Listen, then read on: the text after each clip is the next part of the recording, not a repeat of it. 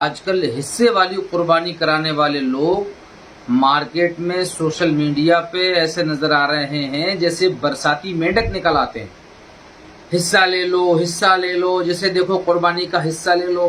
اور تعجب کی بات تو یہ ہے کہ بڑے بڑے علامہ فہامہ، اپنے وقت کے مسند نشین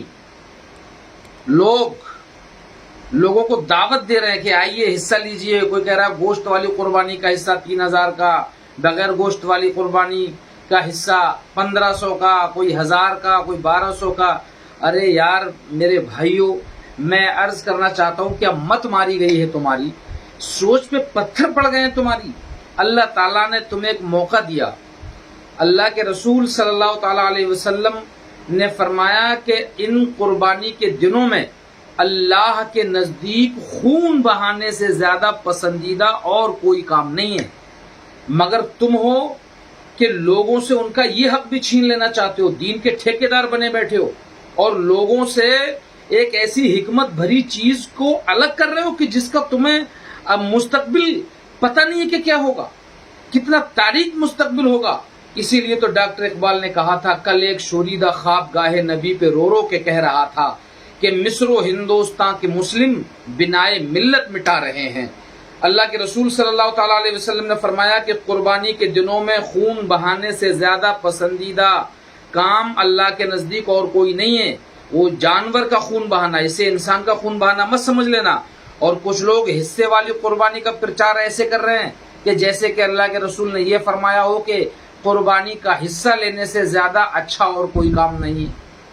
ایسے حصے کے پیچھے پڑے ہوئے ہیں، سمجھے کہ لوگ بیچارے اپنے گھروں میں قربانی جو کرنا چاہ رہے ہیں ان کو بھی حصے کی ایسی فضیلت بیان کی جا رہی ہے، ان کو بھی ایسا اٹریکٹ کیا جا رہا ہے حصہ لینے کے لیے کہ وہ اپنے گھر میں قربانی کرنا مناسب نہیں سمجھ رہے ہیں۔ حصہ لے لو، اور جس کا 1500 میں کام چلتا ہو، 1000 روپے میں کام چلتا ہو، 15000 کا 20000 کا جانور کیوں خریدے گا؟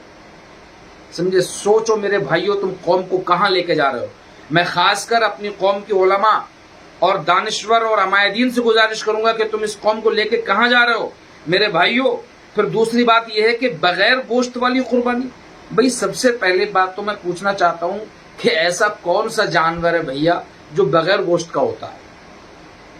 اور جب بغیر گوشت کا جانور ہوگا تبھی تو بغیر گوشت والی قربانی ہوگی۔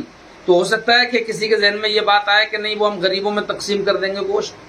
بھئی غریبوں میں اگر تقسیم بھی کر دو گے پھر بھی گوشت تو اتنا ہی مہنگا لینا پڑے گا، گوشت تو خریدنا ہی پڑے گا، جانور تو خریدنا ہی پڑے گا گوشت والا۔ پھر وہ تم غریبوں میں جو تقسیم کر دو گے وہ اتنا سستا گوشت کہاں سے آتا ہے؟ اور دنیا کے سارے غریب کیا کسی ایسی ایک جگہ رہتے ہیں کہ جہاں جانور سستے ملتے ہیں؟ کیا یہاں غریب نہیں ہے جہاں یہ آدمی قربانی کر رہا ہے اس کے آس پاس غریب نہیں ہے؟ کیا شریعت نے ان غریبوں کا حق اس کے ذمے مقرر نہیں کیا ہے؟ قربانی کیوں کی جاتی ہے شریعت میں؟ اس لیے کہ جو غریب آدمی ہے اس کو بھی اچھا گوشت کھانے کو مل جائے۔ اور تم نے ایک ہی سائڈ کے غریبوں کو لائن میں لگا رکھا، انہی کو غریبی ریکھا میں شامل کر رکھا ہے، اور کوئی غریب ہی نہیں ہے تمہاری نظر میں، سمجھے؟ اور پھر یہ ہے کہ یہ جو حصہ لینے والے ہیں یہ بھی بے شعور ہیں، ان کو بھی شرم آنی چاہیے، یہ سوچنا چاہیے کہ بھئی حصہ لینے میں تم مرے جا رہے ہو، تمہارا دم نکلا جا رہا ہے قربانی کرنے میں، سمجھے؟ 1500 روپے کا حصہ مل رہا ہے بغیر گوشت والا، 1000 کا حصہ مل رہا ہے یا 2000 کا مل رہا ہے، چلو حصہ لے لو۔ ارے بھائی جب تم اتنے غریب ہو، اتنے محتاج ہو تو قربانی کر ہی کیوں رہے ہو؟ قربانی تو اللہ نے تم پہ اس لیے واجب کیا کہ تم صاحب نصاب ہو تو قربانی کرو، یعنی تم پیسے والے ہو تب قربانی کرو۔ اور کام تم وہ کر رہے ہو کہ جیسے تمہارے پاس کوئی پیسہ نہ ہو، تم سے مجبوری میں قربانی کرائی جا رہی ہے۔ بھائی جب پیسہ ہے تو جانور خرید کے قربانی کرو نا۔ یہ کون سا طریقہ ہو گیا کہ صاحب 2000 میں ہم نے جو ہے حصہ لے لیا، سستے کے چکر میں حصہ لے لیا؟ ارے بھائی سستے کے چکر میں تو غریب آدمی پڑتا ہے، اور غریب آدمی پہ قربانی واجب ہے نہیں، قربانی تو امیر آدمی پہ واجب ہے۔ جب امیر ہو تو پھر کائے کہ امیر ہو؟ تم اسی موقع پہ حصے دیکھتے ہو، اسی موقع پہ ہیلہ شرعی تلاش کرتے ہو کہ کہیں دین میں نہ خرچ کرنا پڑ جائے۔ اور کتنی پیاری پسندیدہ سنت تھی میرے آقا کی کہ آپ گوشت تقسیم کریے 3 حصوں میں، قربانی کریے 3 حصوں میں گوشت تقسیم کریے، ایک حصہ دوستوں کے لیے، ایک رشتہ داروں کے لیے، ایک اپنے گھر والوں کے لیے۔ کتنا اچھا لگے گا جب آپ اپنے پڑوسی غریبوں کو گوشت بانٹیں گے، کتنا اچھا لگے گا جب رشتہ داروں میں گوشت بانٹیں گے۔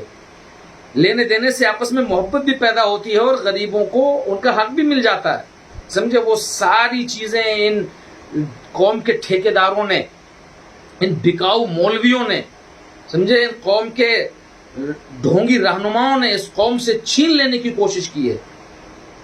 कहां लेके जा रहे हो इस कौम को मेरे भाइयों? जरा दिमाग तो लड़ाओ। अल्लाह के रसूल सल्लल्लाहु ताला अलैहि वसल्लम की जो ये सुन्नत है, इसमें कितनी हिकमत पोशीदा है कि आप अपने घर में एक जानवर रखिए, उस जानवर को खरीदिए या पालिए और उसके बाद उसकी कुर्बानी करिए। इस कुर्बानी में जानते हो हिकमत क्या है? इस्लाम का कोई भी काम हिकमत से खाली नहीं है। इस कुर्बानी में हिकमत यह है कि तुम्हारे बच्चे बड़े, घर के छोटे बड़े, सबके सामने एक जानवर अल्लाह के नाम पे कुर्बान हो और उसका खून बहता हुआ सब लोग देखें। उस बहते हुए खून को देखने से दिल मजबूत होता है और खून को देख करके और खून के बहाने को देख करके अल्लाह की राह में खून देने का जज्बा पैदा होता है, अपना खून कुर्बान करने का जज्बा पैदा होता है। ये जज्बा तुम कौम से छीन लेना चाहते हो और फिर जितनी ज्यादा मेहनत तुम इन कुर्बानी वाले हिस्सों के लिए इश्तिहार देने में कर रहे हो, रात दिन सोशल मीडिया पे अपना इश्तिहार डाल के कैसे शेयर करें, लोगों तक पहुंचाएं, ये लोगों को लेके आए। अरे मेरे भाई, तुमने कभी भी क्या इतनी कोशिश इसलिए की है कि लोग अपने घरों में कुर्बानी करें? इससे आधी भी कोशिश अगर तुम ये करते, इस बात पे लोगों को तवज्जो दिलाते कि अपने घरों में कुर्बानी करो, साहिब निसाब हो, तो इससे हमारे यहाँ कुर्बानी करने का एक जज्बा भी पैदा होता। खून बहता हुआ देखते तो अल्लाह की राह में कुर्बानी देने का भी जज्बा पैदा होता। और सबसे बड़ी बात तो ये है कि घर में जब कुर्बानी होती तो घर की कुर्बानी करने की वजह से हमारा एक प्रशासनिक रिकॉर्ड बनता गवर्नमेंट की नजर में, क्योंकि आने वाले दौर में जो गवर्नमेंट ना आए दिन सोचे छोड़ रही है कि वही काम होगा जो पहले होता आया, नया कोई काम नहीं होगा। अब आज तुमने हिस्सा ले लिया, आज तो हिस्से वाली कुर्बानी कर ली, कल को अगर मन किया कि चलिए हम जानवर अपने घर पाल के या खरीद के लाएंगे, घर में जानवर की कुर्बानी करेंगे, वहां प्रशासन में तो आपका रिकॉर्ड है ही नहीं, फिर क्या करोगे? ये कहोगे हमने वहां हिस्सा ले लिया था, अब हम घर करेंगे।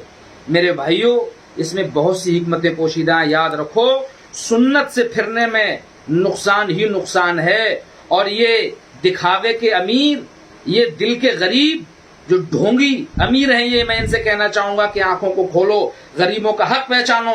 अगर तुम्हारे पास कुर्बानी करने को पैसे नहीं है तो मत करो कुर्बानी, और अगर पैसे हैं, साहिब निसाब हो, तो फिर ये क्या देखना कि सस्ता हिस्सा और महंगा हिस्सा। अल्लाह ने जिस चीज को हमारे ऊपर वाजिब कर दिया है, हम मोटा पैसा खर्च करके दिल के साथ कुर्बानी करेंगे, ताकि दिल के साथ किए हुए काम पे अल्लाह ताला हमें बेहतरीन जज़ा भी अता फरमाए। समझे? इसलिए मैं कहूंगा मेरे भाइयों, खुद भी आंखें खोलो और इन ढोंगियों के चक्कर में मत पड़ो। ये तुम्हें लूटने को बैठे हैं, समझे? ये इज्तिमाई चंदा खोर हैं, इज्तिमाई सदका खाने वाले, ये हीले बहाने मकरो फरेब से तुम्हारे पैसे को खा रहे हैं, समझे?